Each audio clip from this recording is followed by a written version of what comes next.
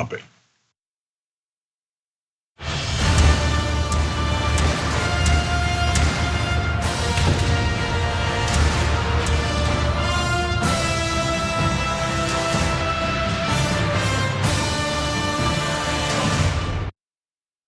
All right, Cenk Uygur, John Iadarola, Maz Jobrani's back on the power panel. Uno Maz. I say it every time. I'm gonna say it every time till the end of time. All right, Maz, you're got a comedy special coming out on Peacock. It's called Pandemic Warrior. You got podcasts, Back to School. So this stand-up special, I get it. Everybody go to Peacock, check out Pandemic Warrior. Is it out yet, or it's gonna come out? It's out. It came out about a week ago, and it's on Peacock and the app. You can get it for free. Check out my special. If you like it, you can stay, and if you don't like it, you can leave. Well, that seems fair. That's actually our motto for TYT. Check it out. If you like it, you can stay. If you don't, we'll see you later. Yeah, another one I use. I say, if you like it, tell your friends. If you don't like it, keep it to yourselves. Indeed. If you don't like it, no mas. Okay. No mas. Okay. So, but what's the why back to school for the podcast?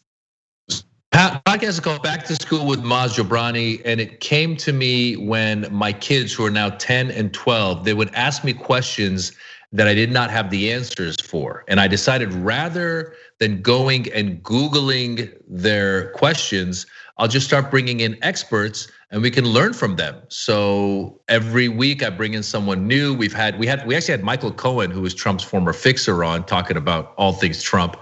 I had a lady named Jill Heinerth, who's a cave diver who goes underneath glaciers. I had a guy named Firuz Naderi who helped land the rover on Mars. So we cover all kinds of subjects.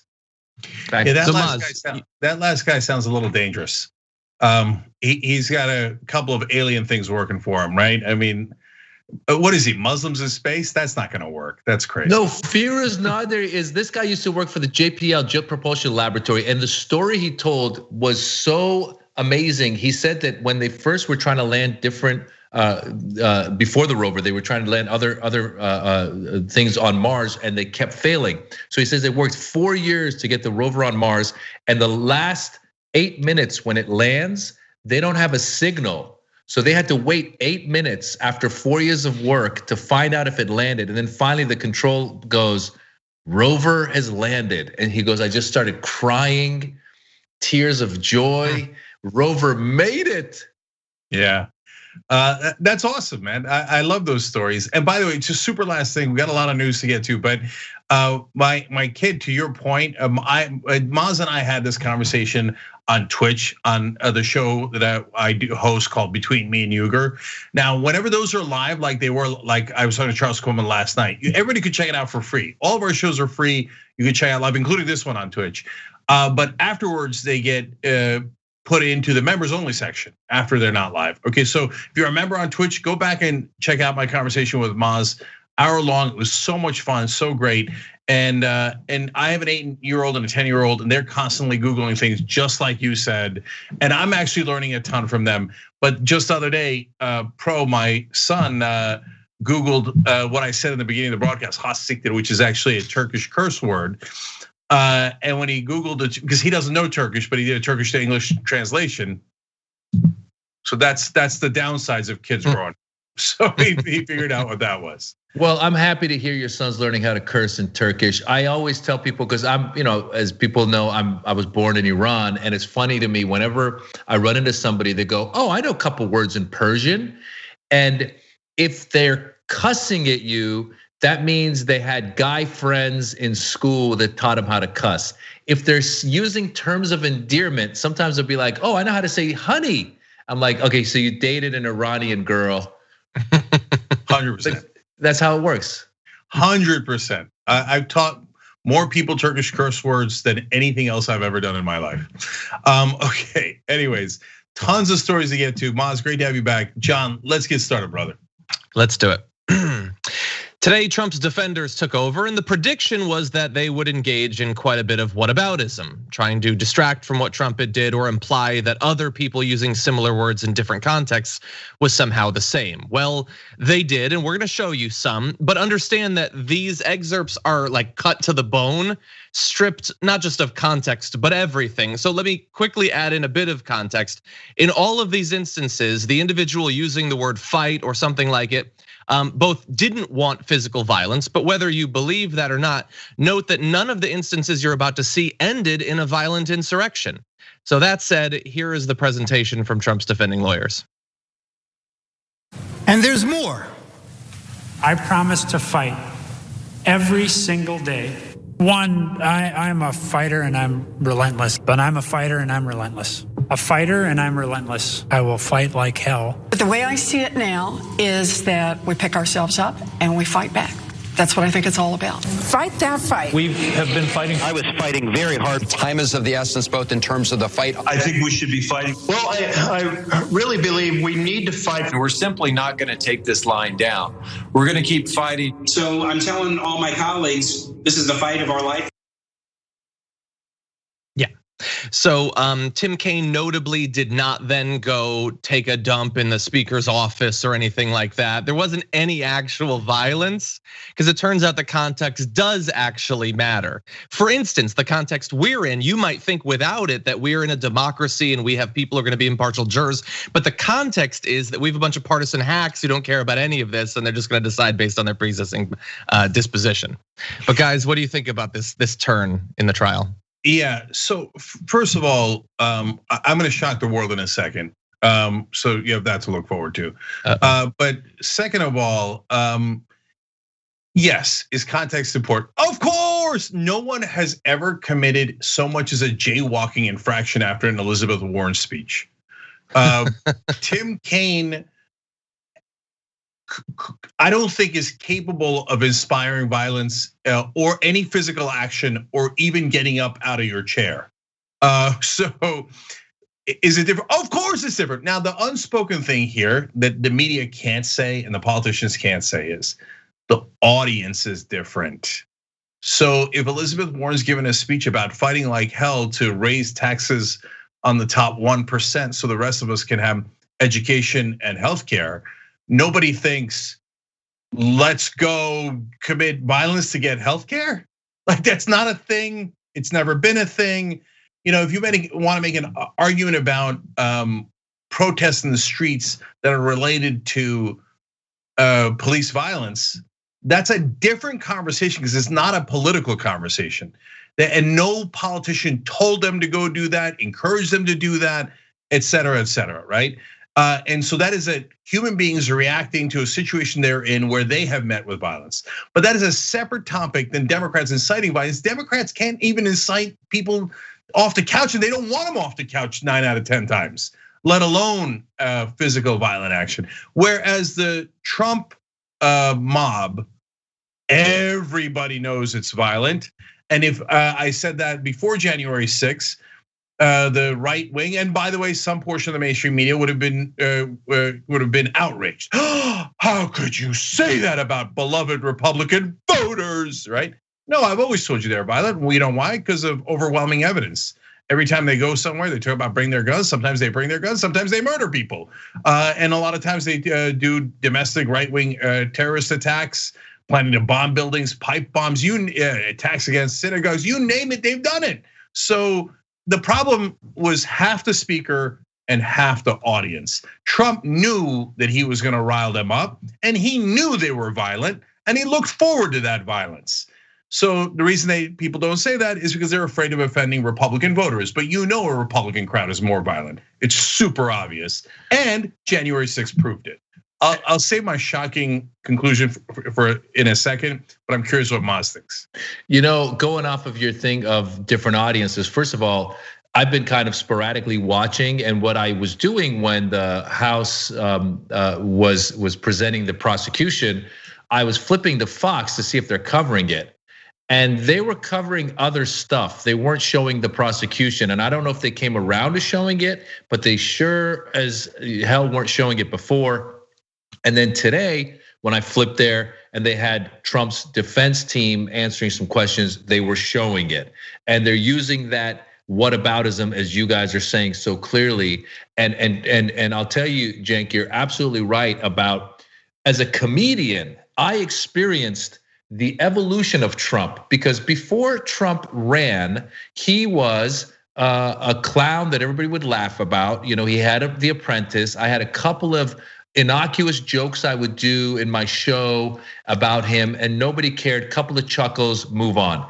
Once he started spewing racist crap and talking about immigrants this, Mexicans that, Muslims this, all that stuff.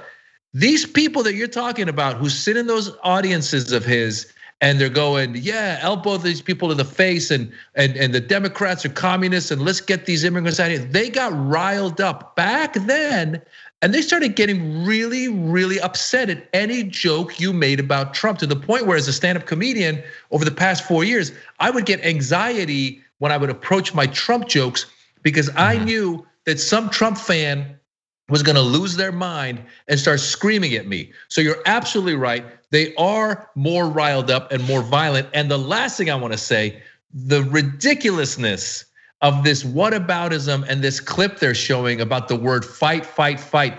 I don't know where they get these clowns. I know that his original legal team quit, and I'm guessing that this is like the next level down. This is the minor leagues. I don't know who they are, but it's such a joke. I was waiting for them to be like, and speaking of the word fight, what about the Beastie Boys when they were fighting for their right to party? What about that? What about Fight Club? They should have just shown the Fight Club for an hour and a half. Look at how many times they say fight in that. Was that about starting a riot? Which, by the way, it was. But anyway, that's my 2 cents. Yeah, what about Hillary's fight song? Oh, what about that? Yeah, there's this debate, and this is really what all of this is about, where we would say they understood what Trump wanted and he liked what they did. And the defense says they misunderstood Trump. This isn't what he wanted at all. And so Trump isn't gonna testify, so we don't get to ask him direct questions, but he said the things. They went there and did all of this stuff, hours of footage, and Pence had to be rushed out, and people died, and all of that. And then he tweets, "These are the things and events that happen when a sacred landslide election victory is so unceremoniously and viciously stripped away from great patriots who have been badly and unfairly treated for so long. Go home with love and in peace. Remember this day forever." That comment gets us to his motivations. And which of those two positions is that more consistent with? That he was badly misunderstood by a crowd of people who didn't get that he didn't want any of this, or a crowd of people who got what he wanted, and as reports from the day say, he was enjoying watching the footage, he liked what he was seeing. Every statement he put out, which of those two positions is it more compatible with? And that is, it's almost an insulting thing to even ask, because everybody knows that he acted exactly like a person who had not been misunderstood, that they got exactly what he wanted, that that's what he called them there to do, and he was perfectly happy with what they did. They were asked to talk about that exact tweet, and of course they dissemble and they make it about something else because they can't actually answer to it. When that went out, you know that Trump's team was hating it. And let alone all of what was talked about yesterday, where why is it then, if Trump had nothing to do with this, everyone, including Republicans, were desperately trying to get him to call them off on the day? If he had nothing to do with it, if he had no power over it, why was he the one that everyone was looking to call these murderous thugs out of the Capitol building? It's all so insulting. It's all so pointless. We all know exactly what happened. There's just some people that aren't going to admit it because it's not politically beneficial to them. Yeah, so John's last point is such a great one. I'm gonna come back to it in a second. So my opinion is a little bit more nuanced, and hence the so-called shocking the world. Look, I'm not sure that I would vote to convict Trump. And so that might surprise you guys. And the reason is, as usual, the Democrats didn't charge him in the right ways. So in the first impeachment, he had broken 5 very clear laws. but they didn't charge him with any of the laws that he had broken. They came in with like super vague stuff of we don't like him. I'm like, God, you guys are so bad at this. But I would have voted to convict on those because the underlying issue was the 5 criminal violations, and they were clear. In this case, I'm a little worried about precedent because he did use generic words like fight like hell, march down to the Capitol. If it was a criminal case, I'd be really surprised if anyone could convict based on those words. And yes, other people have used them in a completely different context, in front of a completely different crowd with a completely different reaction. But and remember, this is not a legal conviction. This is a political conviction. So that makes it more likely that I would vote yes. But I would have to hear all the evidence, and I'm not 100% sure. Just because I'm worried about the precedent, then who do they use that against? Oh, you said fight like hell. That's it. That's an insurrection. No, I don't want that precedent. Well, one important follow-up question would be: is there an insurrection? Yeah, that's exactly, John. So look, now let's get to the other side of it. Evidence to say that it was right, that he had incited an insurrection. What he did after the speech to me is way more damning than what he said in the speech. So we know that he called Tommy Tuberville right around when Pence was being removed from the building, because it's on the record as Tuberville saying, I told him the vice president just got taken out of the Senate chamber, okay? And we know that happened at 2:13. So Trump knows that Pence's life is in danger. At 2:26, 13 minutes later, he tweets about how Pence is a terrible guy who didn't do the right thing. Oh my God, he knew they're in the building.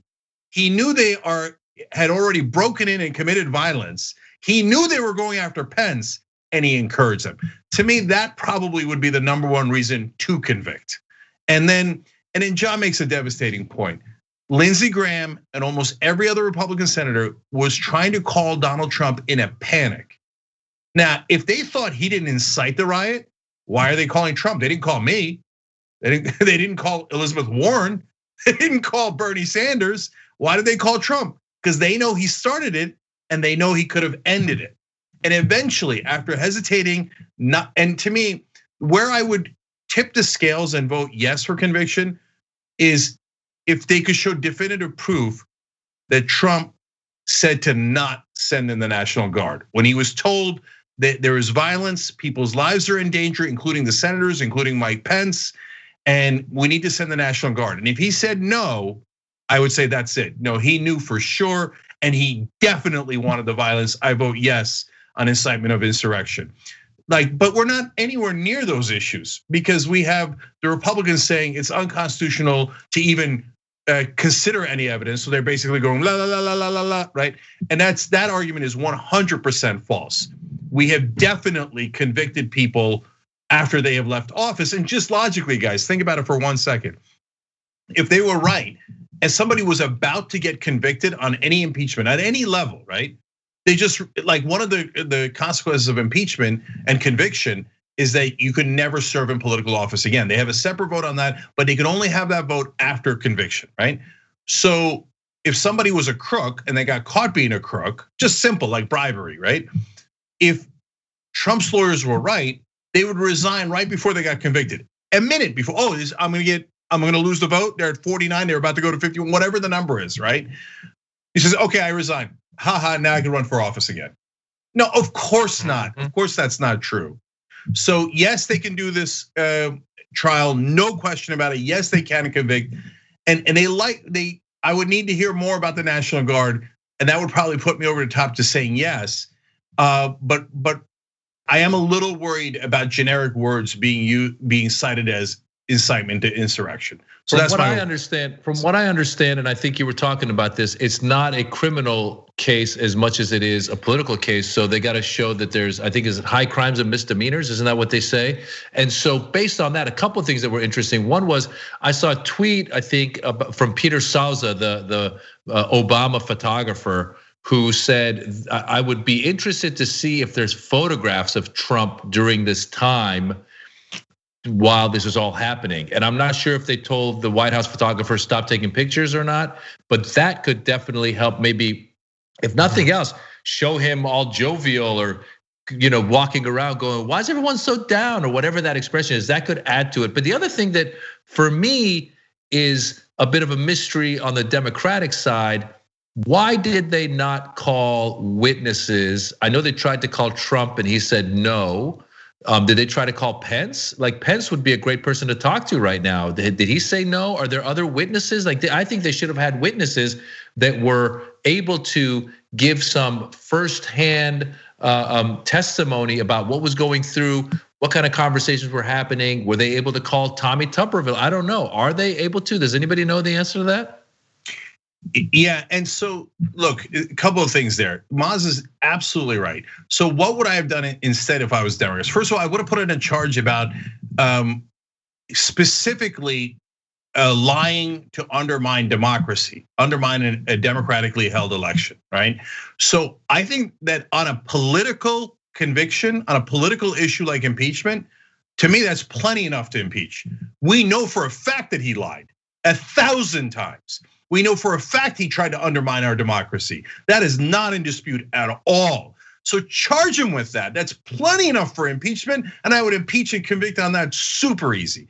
Then secondly, why not be more aggressive? So the House managers did a great job in their presentation. So I'm not knocking them. I'm so proud of Jamie Raskin, who's a great progressive and put on a terrific case, okay? But where I would get more aggressive is exactly what Maz said in the witnesses. I'm gonna call everybody who was in the room with Donald Trump when they were discussing the National Guard. Now, I know they discussed the National Guard, that's already in the news. And every report says that he was reluctant to call out the National Guard. And in fact, there's even reports that he didn't, that it was Pence who eventually ordered the National Guard in. Well, get Pence or anyone else in the room and then drill him and not let him off the hook. Did he or did he not order the National Guard? Did he or didn't he? No, you have to answer the question. It's not optional. If you don't, I don't care if you're Mike Pence. If I call you as a witness and you're under oath and you do not answer my question, that's contempt of Congress and you will go to prison. Did he order the National Guard in or didn't he? If he didn't, knowing that there's violence, he's definitely guilty. He wanted the insurrection and he was thrilled with the insurrection. And guys, last thing for me on this, he never apologized to Pence. Imagine that you gave a speech. Look, there's two parts of this. And maybe you gave a speech to like 10,000 people on a progressive issue and they got all riled up and 3 of them went down somewhere and busted windows. Well, that's not on you guys. It's 3 randos. There's always gonna be 3 randos. But what if thousands of people after your speech went and did something incredibly violent and they started chanting, and to pick a progressive ally, because Mike Pence is Trump's vice president, and they started chanting about hanging a fellow progressive, and they had a noose with them, and they almost got him. Wouldn't you be mortified? Wouldn't you call that guy and say, oh my God, I'm so sorry. I didn't know they were gonna do that. No, it wasn't a couple of guys, it was thousands. And Trump never apologized because he was actually super happy it happened. And you could tell, any human being can tell he was happy, because if you had done that, even if you're a conservative and you did not intend it, and it turns out your fans caused massive violence and were looking to kill people, I would hope as a decent human being, you would be apologetic about that, even if you didn't intend it. Whereas Trump looks at it and does that smile he has, like, Well, then you just told us you wanted it and you were happy with it. Yeah. Well, there's a lot more that we could go into, a lot of it that would just make you want to end this whole democratic experiment, because clearly it's not working. I checked in every once in a while, and every time I did, I thought, why am I doing this? What is the point of this? But we do have a lot of other news to get to, so why don't we take our first break? When we come back, we're gonna talk about the pandemic, Nikki Haley, and more. We need to talk about a relatively new show called the Republic, or UNFTR. As a Young Turks fan, you already know that the government, the media, and corporations are constantly peddling lies that serve the interests of the rich and powerful. But now there's a podcast dedicated to unraveling those lies, debunking the conventional wisdom. In each episode of the Republic, or UNFTR, the host delves into a different historical episode or topic that's generally misunderstood or purposely obfuscated by the so-called powers that be, featuring in-depth research, razor sharp commentary, and just the right amount of vulgarity, the UNFTR podcast takes a sledgehammer to what you thought you knew about some of the nation's most sacred historical cows. But don't just take my word for it. The New York Times described UNFTR as consistently compelling and educational, aiming to challenge conventional wisdom and upend the historical narratives that were taught in school. For as the great philosopher Yoda once put it, you must unlearn what you have learned. And that's true whether you're in Jedi training or you're uprooting and exposing all the propaganda and disinformation you've been fed over the course of your lifetime. So search for UNFDR in your podcast app today and get ready to get informed, angered, and entertained all at the same time.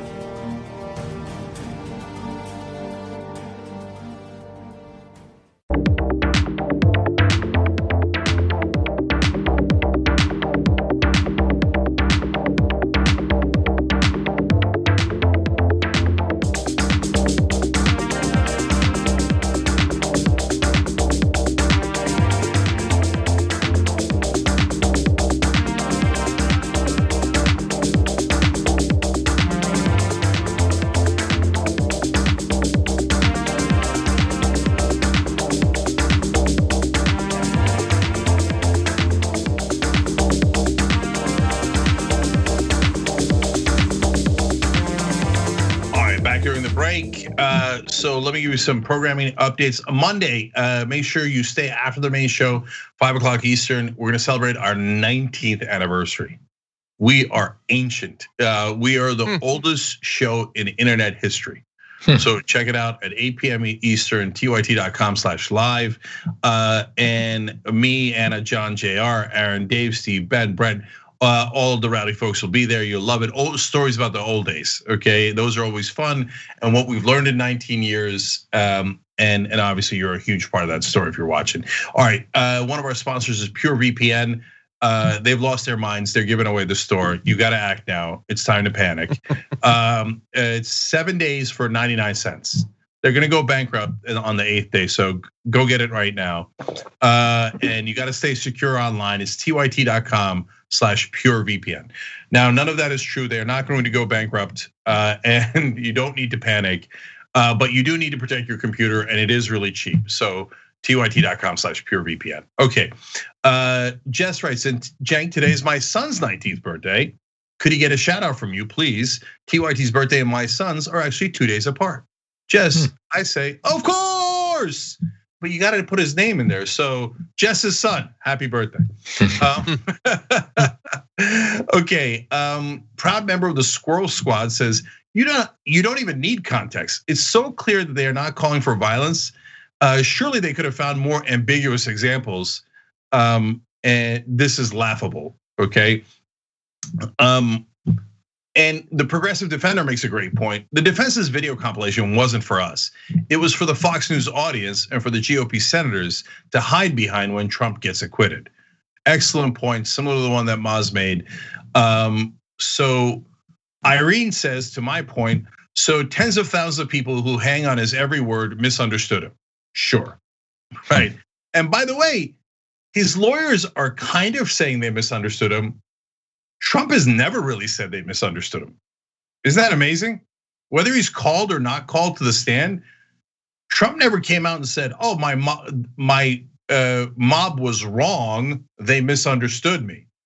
He never said that. He's never even commented on what they did. He said they continue being peaceful after they'd already killed people. He still hasn't spoken about it.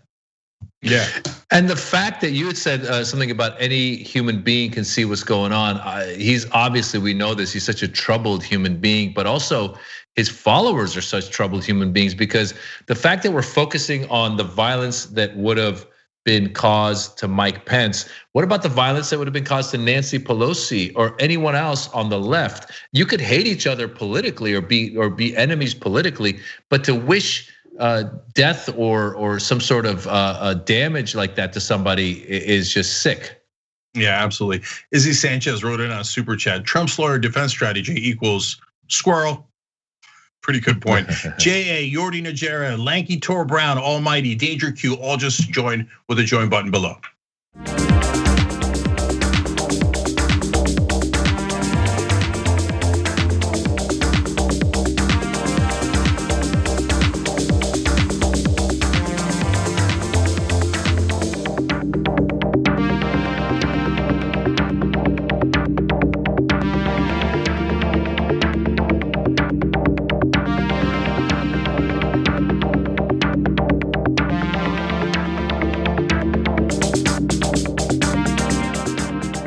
All right, back on Young Turks. We got Common Room tonight on Twitch, but Twitch is already hot, so hot.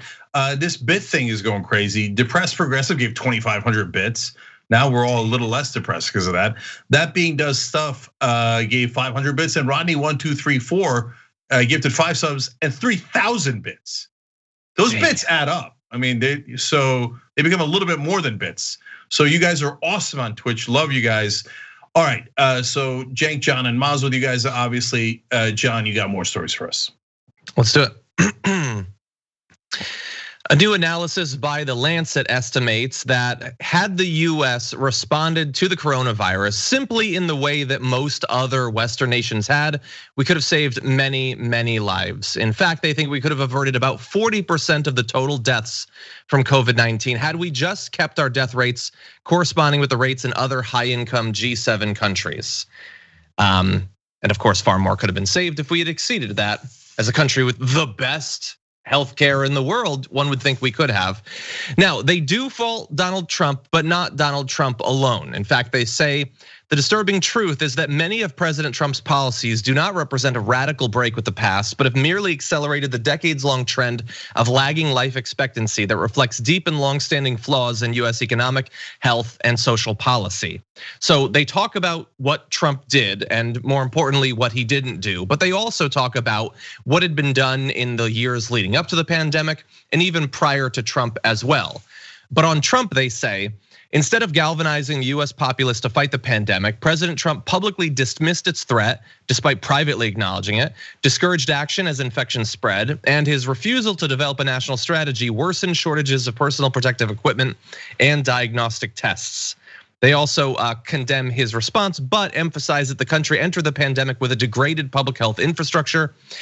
Between 2002 and 2019, US public health spending fell from 3.21% to 2.45%, approximately half the share of spending in Canada and the UK. There's a lot more in there, obviously, that we can discuss, but it is clear that had the US better prepared for this pre-Trump and especially during Trump, we could have saved potentially hundreds of thousands of lives. Yeah, guys, in the Trump era and now past it, we argue over absurd things that there is no argument about. So did Trump react as well as he could to COVID? Don't be ridiculous. I mean, the guy was so stupid that in the middle of the pandemic, he suggested that maybe we should inject bleach into our bodies. I mean, come on, really? Like I'm supposed to debate this? So even after he himself got coronavirus, he came out and said, so I learned a lot about coronavirus now. That was near the end of your term. We were like 9-10 months in. So you didn't bother learning about coronavirus even though you're the president of the United States? And he says, maybe I'm immune now. What do you mean maybe, you moron? So did he do it? He discouraged masks. He didn't prepare properly. He didn't have the tests ready. So did he cost at least 40% more deaths? Obviously. The only reason why we're having a discussion over it is because one side of the political aisle in this country lies as a matter of course. It's not just Trump. It's all the stupid Republican senator and congressman robots who are like, we will all lie now. Pretending there is no disease is just as good a way of treating it as actually treating it. And then we have to debate, is that true? No, bleach could, he was joking. Everybody saw with their own eyes, he wasn't joking. But it could be true, Trump, everything. Get it? No, you morons. So look, nearly 500,000 Americans have died already from coronavirus. You do the math on that. That means about 200,000 more people died than was necessary. And guys, you could look at any chart. You could Google it right now. Look at any chart, any version of it. The US versus the rest of the world. My God, we're a runaway #1 for the worst in handling the disease of any country on the planet. Forget developing versus non-developing world. We were the least developed. We had the most cases and the most deaths because we had an absolute village idiot as president. So a couple of 100,000 people died, not just because of Trump, but because Republicans in mass drive us against science, against medicine, and in favor of stupidity. Well, you're absolutely right, because first of all, in the elections, 2016 elections, people kept saying, I love him because he's an outsider. He's gonna get in there, he's gonna mix things up, clean the swamp. That was the biggest bunch of crap I've ever heard in my entire. Who wants an outsider? This is the only job that people think they want an outsider for. You never go, I'm gonna get my eye surgery. I want a surgeon who's an outsider, who's never done this before. I really like to see how he would do with the eye surgery. And then we find out what happens when an outsider is caught in the middle of a situation he can't bob and weave his way out of, like he had been for the past 4 years. And this was something where, the management was horrible. He brings in Dr. Atlas in the middle of it, who's another cuckoo who's saying, let's just go for herd immunity. Let's go for 3 million dead. There was so much goofiness and cuckoo-ness. I listened to a great podcast, The Daily, the New York Times podcast. They interviewed Dr. Fauci. And he said, what was it like under Trump? And he said, every day someone would call him up with an anecdotal story saying, have you tried, like you said, UV rays? Have you tried disinfectant? And the whole time I'm watching this, I'm going, where is he getting his ideas? Because we know he watches a lot of television. I thought maybe he was getting his ideas from infomercials. Like I was waiting for him to come out one week and be like, you really want to clean up the coronavirus? Try ShamWow. You just clean it and you throw it in the wash. Inject it. So it really was rookie time, rookie hour, as we know. And I'm so happy that this new administration is a science administration, and it already feels. I just feel, guys. I don't know about you guys, but the past month I felt good to wake up and not have to think about a bunch of fabricated drama from someone's tweets. We actually get to talk about real stuff. People go, oh, there's climate change. I'm like, yes, let's talk about it. There's a pandemic, let's talk about it. And as Cenk was just saying, these senators, there's a video of Ted Cruz saying, if Biden wins, the day after he wins, the coronavirus is gonna go away. Really, Ted Cruz, Harvard, Princeton? That just made me think of, I've lost total respect for Harvard and Princeton if this is your best, that this guy's talking like this. And last but not least, I'll leave you with this, because John was saying that this study talked about how it's not just Trump, but it's been a systemic thing with our healthcare. I, to this day, do not understand for the life of me why we are so afraid of universal healthcare in this country. They've really done a good job of saying, you give universal healthcare, then the communists are gonna take over, and the socialism, and then we live in a capitalistic country. There is no way we're gonna end up like the former Soviet Union. If you wanna know how capitalistic we are, you know who shut us down for coronavirus? It wasn't the government, it was the NBA. They said stay home. You know who stopped Trump from continuing his attempted coup? It wasn't the government, it was Twitter, Facebook, and YouTube. Private enterprise runs this country. Let's give healthcare to people and not be number one on the worst coronavirus list. Yeah, and I'll just add 2 quick things to that. One, on the outsider stuff, look, I think you can be an outsider who's intelligent and has experience in running things in different contexts. I'll give Andrew Yang as an example. So I disagree with some of the things that Andrew pushes for, but he's a smart guy. And so him as mayor of New York is really interesting. But if you pick an outsider who has no experience and is an idiot, right? Well, don't do that. That's nuts. And then we have to have this debate that goes on forever. But to Maz's even more important point about healthcare overall, guys, every article talks about as if this is a debatable issue too. And in fact, they almost all come out on the side of Medicare for all is gonna cost more. But it doesn't in any other country. It costs half as much in every country that's tried it. So to say oh, it's a big mystery and it probably will add to the deficit, it's just borderline lying. And it's done to make sure you don't get healthcare, so those private insurance guys and the drug company guys can make more money. And by the way, also spend a lot more money in advertising in media. And by the way, Lancet ends by suggesting the US switch over to Medicare for all, but says that Biden is unlikely to do that. So millions of people will remain uninsured. But we do have other news, so why don't we jump ahead to our next topic? I, like many people, was shocked to find out this morning that Nikki Haley, formerly big fan of the president, is now totally against him. She wants you to believe. She said in this Politico write-up that many people have seen, we need to acknowledge he let us down. He went down a path he shouldn't have, and we shouldn't have followed him, and we shouldn't have listened to him, and we can't let that ever happen again.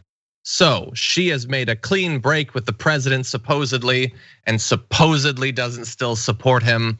But virtually everything else in the write-up doesn't actually support that. And when she's asked a number of questions by the writer, Tim Alberta, about what Trump did between November and today, she's very defensive of the president, doesn't seem to have a problem with the fact that, for instance, that he demonized Pence to the point where he was hunted through the Capitol. She says that she was really mad about it, but he hasn't actually apologized, and it doesn't seem like a big deal. Anyway, in terms of what should actually be done, she doesn't support the impeachment. What she does say is we need to take the good that he built, leave the bad that he did, and get back to a place where we can be a good, valuable, effective party. But at the same time, it's bigger than the party. I hope our country can come together and figure out how we pull this back. So we need to move on from him, that's clear, but so does he need to be held accountable for any of this? She says, I think he's gonna find himself further and further isolated.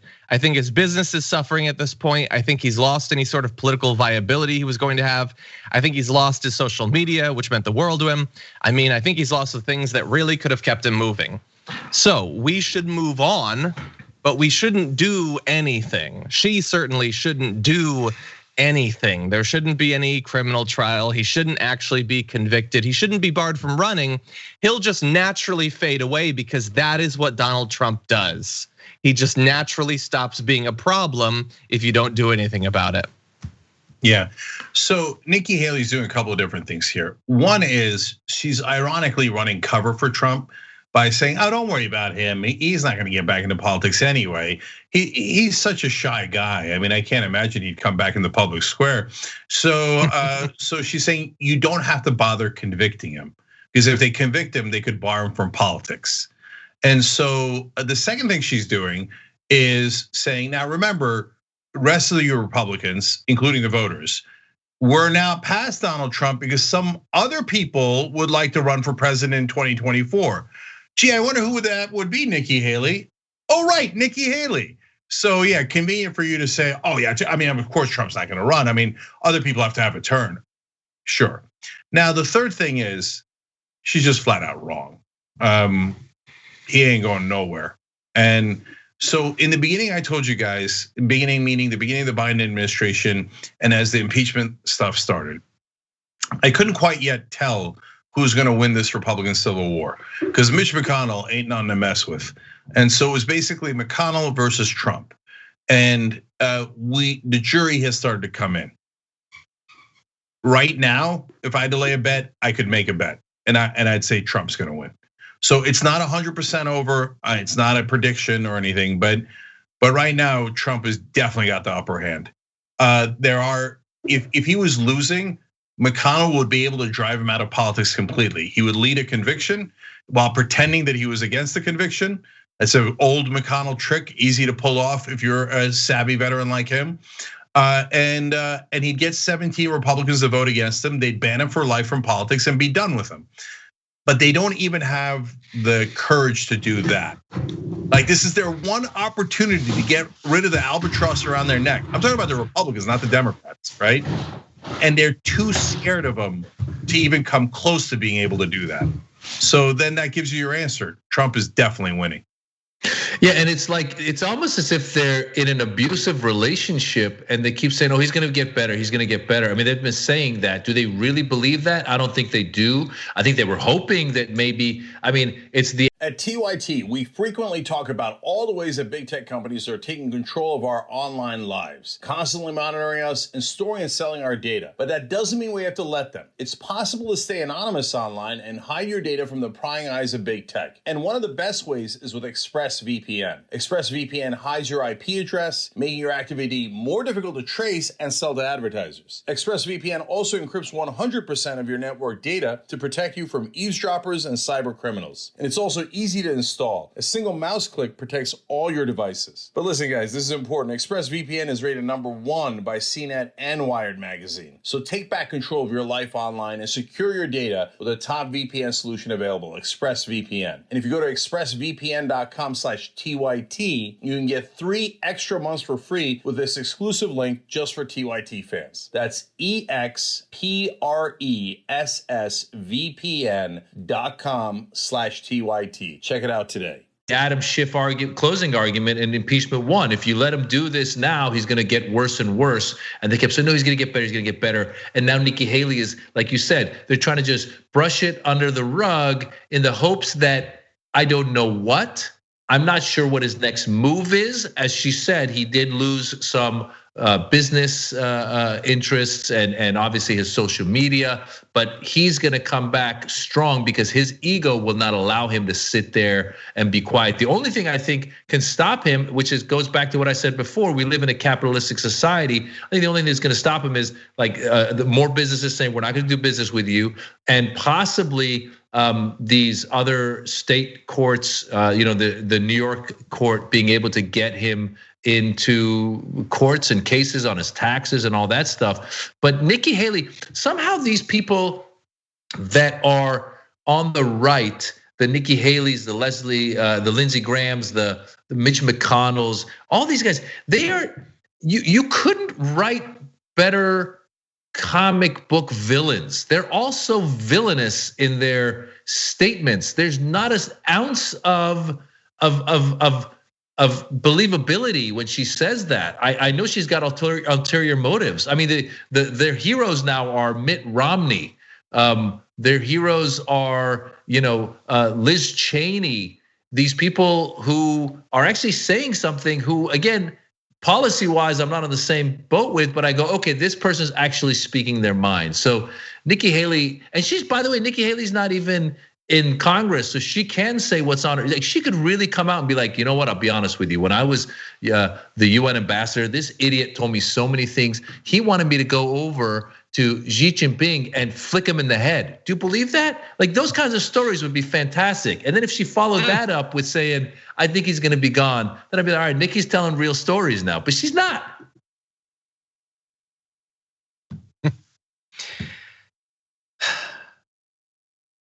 Okay. By the way, I agree with you, Cenk.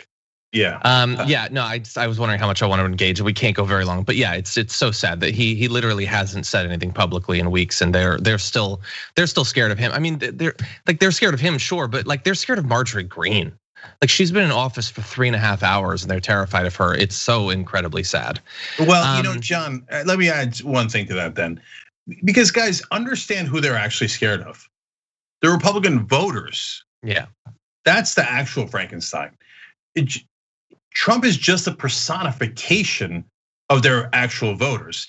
Otherwise, why the hell would they be scared of Marjorie Taylor Greene, a freshman rookie? There's the only thing she shares with AOC, and I hate those comparisons. The only thing they share is that they actually do represent their base. AOC represents the Democratic base of decency, healthcare for everyone, higher wages, etc. Marjorie Taylor Greene does represent the true Republican base of lunatics, morons, people prone to violence, people who don't believe in equality or justice. So that's why the Republican senators are not voting to convict, because they know who their base is. And look, Trump's lawyer today said, now everybody should keep in mind that they might get primaried. Just says it, like it has nothing to do with the trial except for the fact that I'm outwardly threatening you. And the Republican senator is like, yes, sir, sorry, sir, I'm so sorry, sir. Now, why would they do that? Because they know their voters are on Trump's side. That's why Trump's gonna win. And one other thing that Haley said that made me think, he's definitely coming back, right? Is it's not 100% because of what Maz said, because there's still the trials, the courts, all the laws he broke, and other bankruptcy coming, etc. Right? But if things proceed as they are, he would definitely come back. Why? Because Haley said even the Republican donors are split. If he has half the Republican donors and 90% of the voters, Republican voters, he's definitely in charge of the Republican Party. Well, in any event, why don't we take our second break, come back, we got one more topic.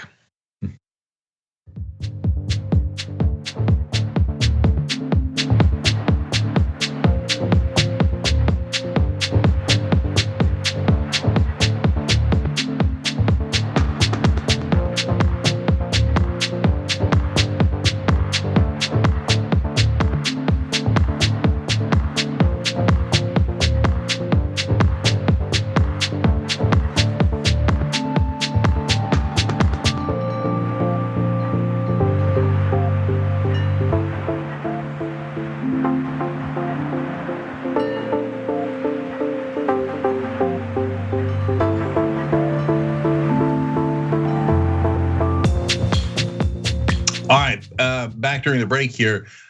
So for those of you on Twitch or thinking about going to Twitch, tonight's a great night. Common Room is on at 9 o'clock Eastern. It's so fun. So that's twitch.tv/TYT. And tonight you got Brett, you got Norma, who's part of our graphics team. She's moved up throughout the company for a long time. Norma's so great, you're gonna love her. Tim Frisch and Julie. Oh my God, Julie from PR, I love it. Julie's normally shy, so I love that she's going on. Okay, yeah. That is a treat tonight. So check that out at 9 o'clock Eastern. And then I want to let you guys know about the poll from yesterday, and this was a tough one. Gina Carano, should she have been fired for her social media comments? Anna and I both came out with no, but you guys overruled us. 54% say yes, and 45% say no. Pretty close for a poll. Yeah, it is pretty close. So you can keep voting, by the way. I'm super interested in what you guys think about it. tyt.com/polls/fired. I think we're doing a good job with the polls because you guys keep surprising me. So you thought she should have been fired for her comments. There's some backlash today too from people saying, well, honestly, they seem to be coming out more on our side that she shouldn't have been fired.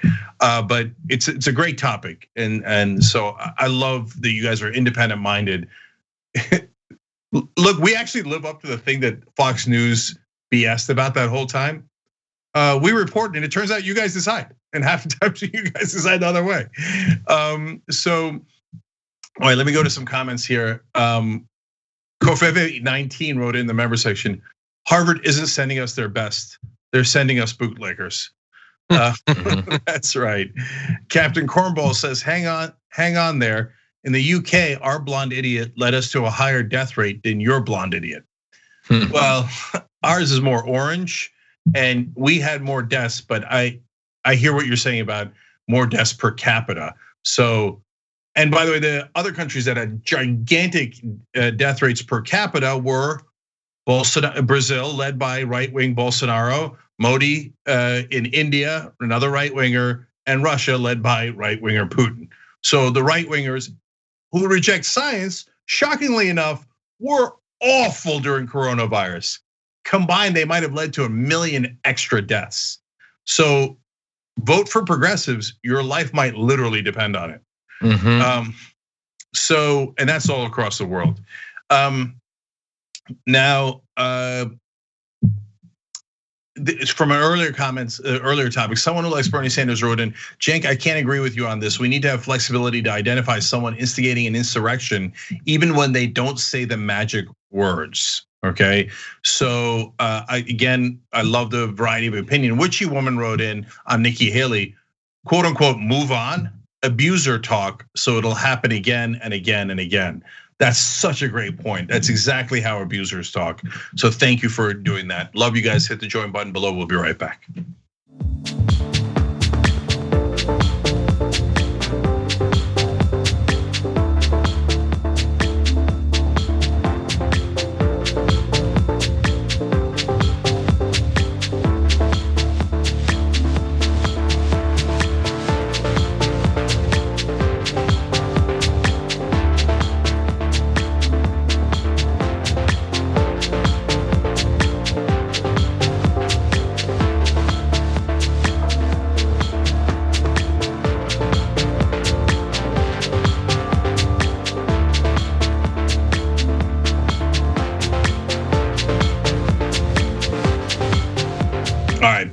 Turks, Cenk, John and Maz with you guys. I'll read one comment here and then we'll do the rest of the news.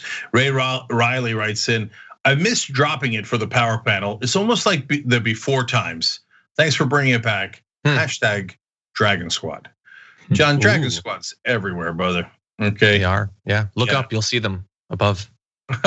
Well, one day. I wear my Dragon Squad shirt all the time now. And then the other day I wore Grand Theft Autocracy, which is a really cool shirt we have at shoptyt.com. And the lady at the bagel shop was like, read it, and I was like, oh, that's awesome. Where can I get one of those? So the answer is shoptyt.com. You can get both of those. All right. Okay, John. You wanna do this last story? Yes, let's do it. Let's do it. The new White House Deputy Press Secretary, TJ Ducklo, real name, we checked it, is in trouble, but not that much trouble after threatening a reporter at Politico who was inquiring about his new relationship with a reporter at Axios that was potentially raising ethical concerns. The confrontation began on Inauguration Day after Tara Palmieri, a co-author of Politico's Playbook, contacted Alexei McCammon, the Axios reporter, for comment while one of her male colleagues left a message for Ducklo, according to sources. Ducklo subsequently called a Playbook editor to object to the story, but was told to call the Playbook reporters with his concerns. But instead of calling the male reporter who initially contacted him, he instead tried to intimidate Palmieri by phone in an effort to kill the story, literally saying, I will destroy you, which is great comic book dialogue for this deputy. Man, if you wanna know what happens when you give people just a little bit of power. Anyway, he also said that he would ruin her reputation if she published it. And it's a credible threat because he's doing a great job of ruining his own.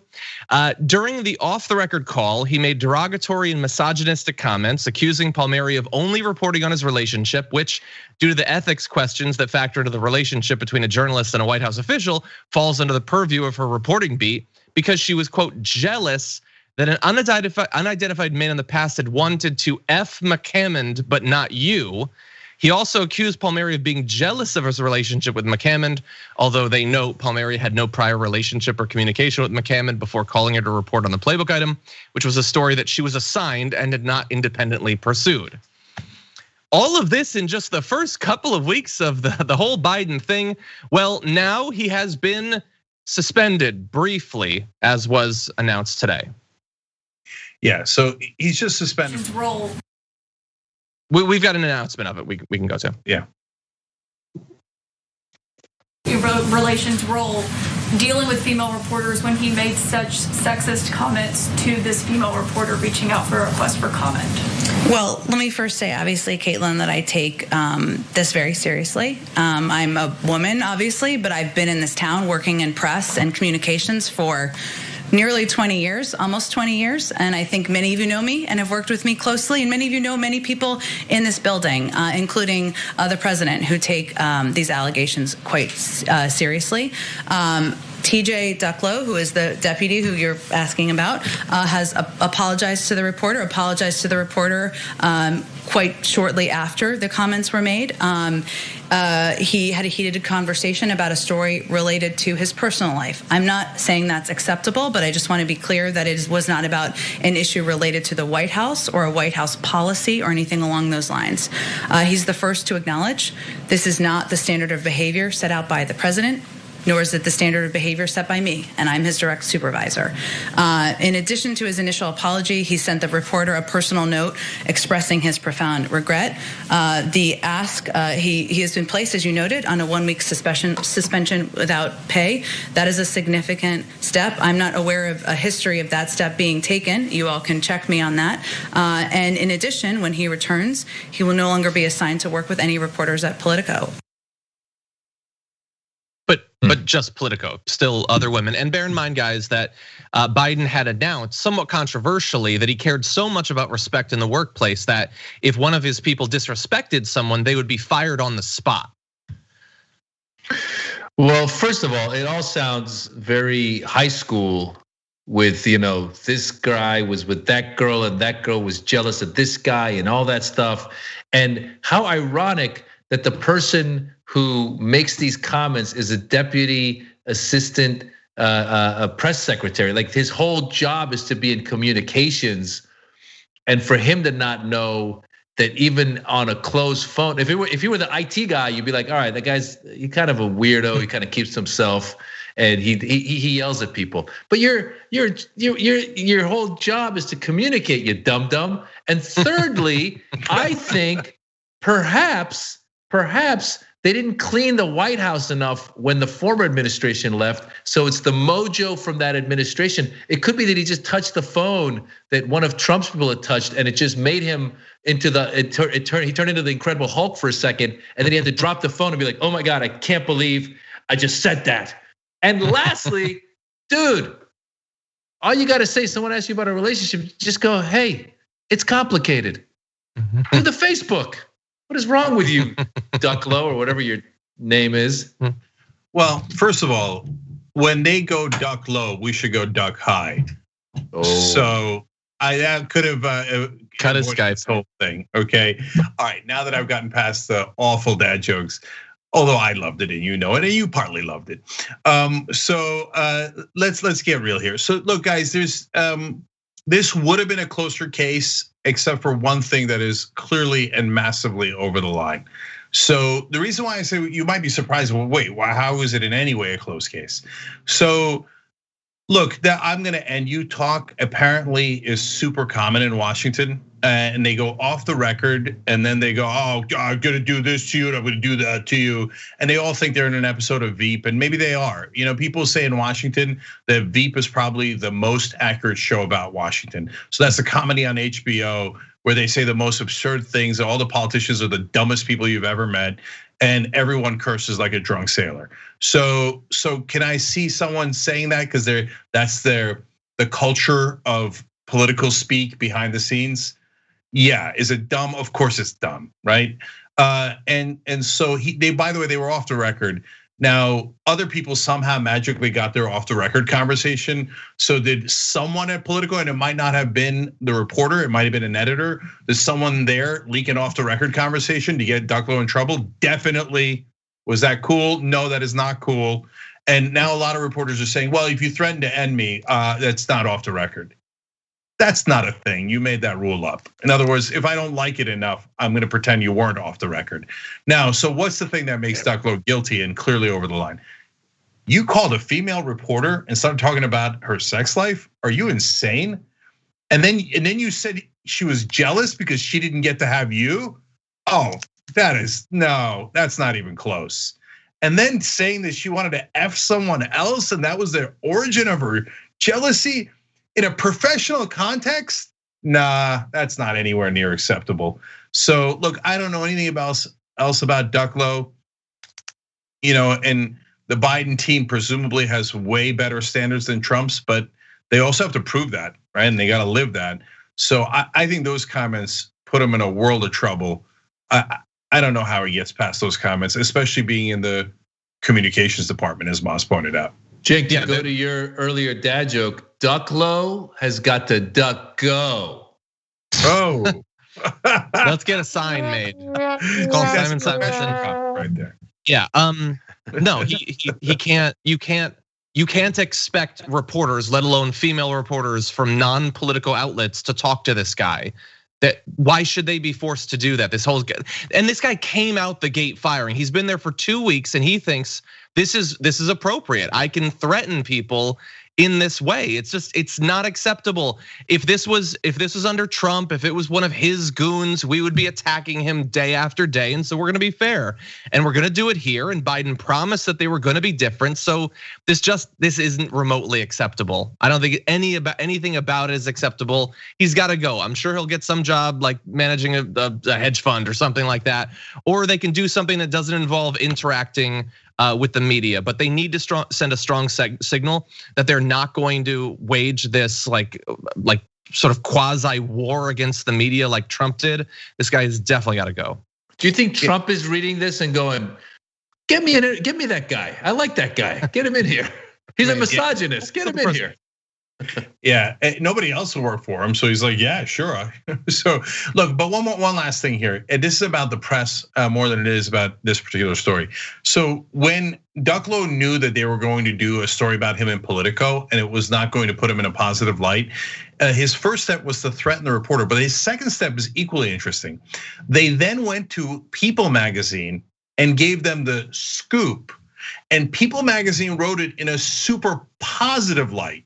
Like it was this beautiful romance that had blossomed on the campaign trail, and they loved each other so much that they got past the issues and they had done everything right. Like she took herself off the beat of covering him, etc. And why did People write it so positively? Because they got access. Yep. And that's how that game is played. I think that's all the time we got. Okay, we got another great hour coming up for you guys. For those of you on Twitch, we got Mike Byer from Central Committee on in the next hour. J.R. Jackson's here. Amazing stories. And Maz, you're the best, brother. It's great to see you. Everybody check out Damage Report. Obviously, that's John's show. That's amazing and doing so well. And then check out Back to School with Maz Jobrani. That's a podcast. And on Peacock, check out Pandemic Warrior. Maz, thank you so much, brother. Thanks for having me, everybody. All right, we'll be right back. Thanks for listening to the full episode of The Young Turks. Support our work, listen ad-free, access members-only bonus content, and more by subscribing to Apple Podcasts at apple.co/TYT. I'm your host, Cenk Uygur, and I'll see you soon.